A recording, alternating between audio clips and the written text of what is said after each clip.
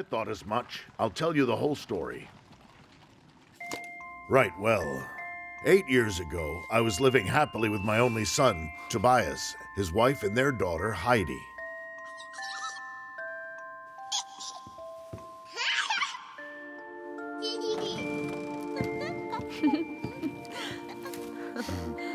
Our little Heidi already wants to read. Yes, I'm sure she'll like school, just like her dad. And her grandfather. Working with Tobias was the best thing that had happened to me. I hope to use as little metal as possible. We were so proud when the local council asked us to build that bridge. It was going to be our masterpiece. Everything was going perfectly, but all good things come to an end.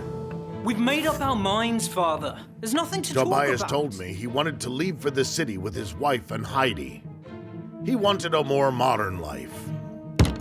I am still your father, and you'll go only if I say so.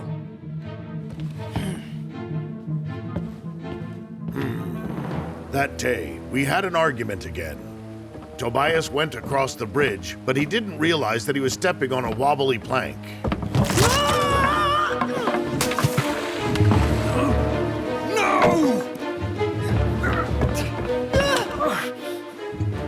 I tried to save him.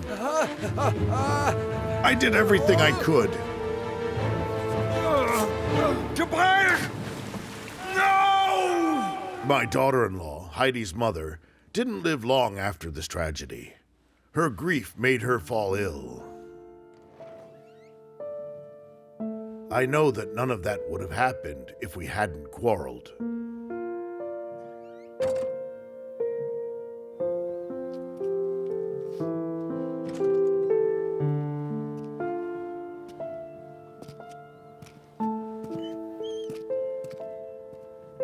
After that, I left the village. I moved into an isolated chalet and promised myself never to return.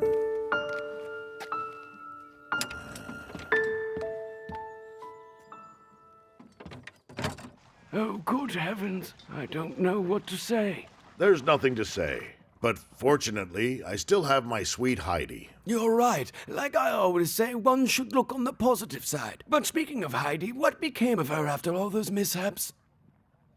At the time, my daughter-in-law Adelaide, knowing that the end was coming, gave Heidi to her sister Dete, who looked after her like her own child in the city, far from the mountains.